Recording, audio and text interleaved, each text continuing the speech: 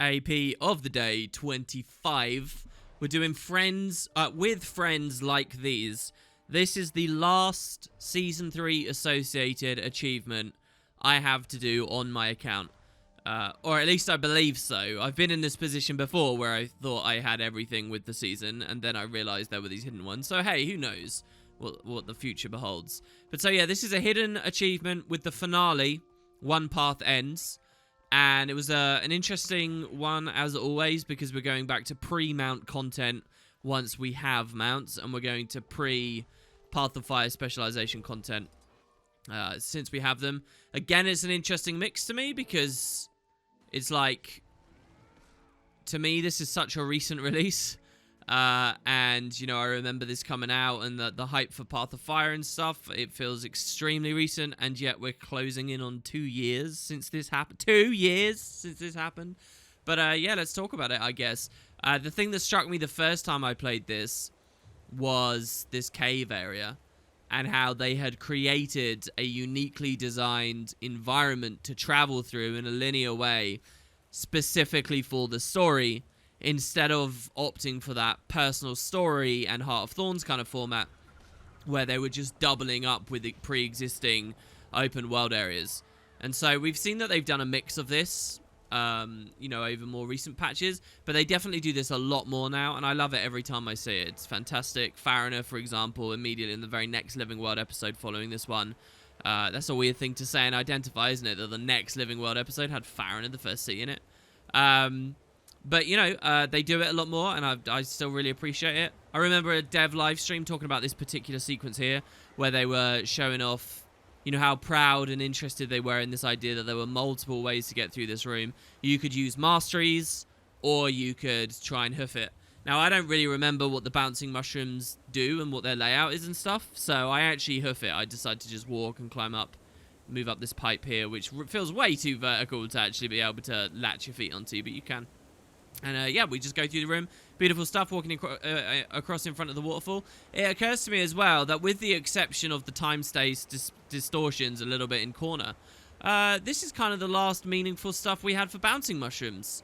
It's kind of a nice way to bookend the expansion, I think, since bouncing mushrooms, I mean, to some of you guys, gliding will probably feel like the first mastery, but one of the most distinctive Metroidvania experiences I had of Heart of Thorns, and it didn't offer much of that in the end, really, did it? Let's be real.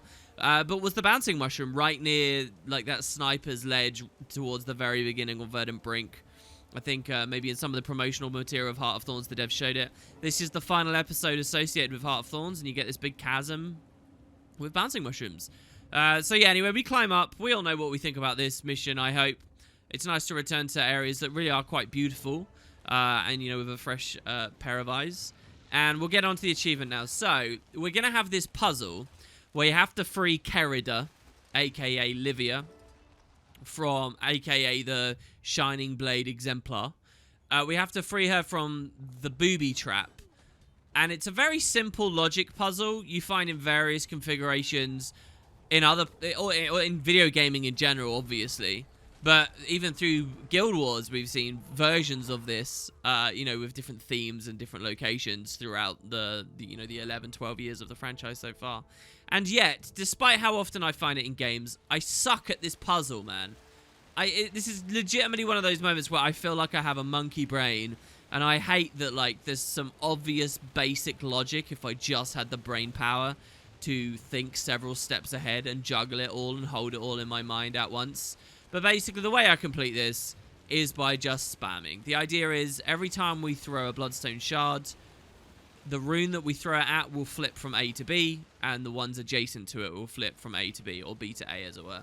And the way you're supposed to get through is to turn them all off. Which, as you'll see here, I've cut forward.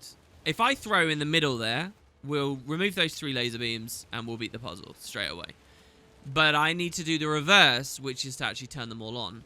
However, I cut to this exact moment here where I'd finished it, essentially, if I was doing it by conventional standard. Because I realized if you've finished it, if you've got it into the one state where they're all off, then you can easily get into the other state where they're all on as well.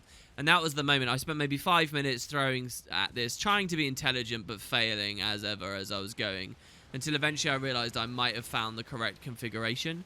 And so this is when I actually start trying to be smart about what I'm doing. The idea is, if you're going for this achievement, guys, can you see how I've currently got just 2 laser beams up? Oh, no, sorry, I've only got 1 laser beam up. From this position, if you've got it in a corner, you can beat the puzzle by orienting the 1 laser beam into 2 next to each other. You've only got 2 lit and they're next to each other. If you're in this position, it's really easy to win, because what you can do is throw 1 here to light up that corner and 1 here to light up this, and then voila, you're done. It took me a while, but there you go. Very simple little puzzle, and it actually comes with some unique dialogue where you fail so terribly, essentially you've done the same thing, just the reverse, right? But it actually beats it for you, and you get a bit of dialogue. Unfortunately, I never had dialogue volume on for the recording of this, so we only get to read the chat box and see. But yeah, it was a nice little hidden bit of flavour I hadn't done, believe it or not. And I'm sure a lot of people have this achievement just by accident on their first time through spamming stuff. But there you have it, guys. With friends like these, not good ones, I guess, we finished Living World Season 3. I'll see you next time.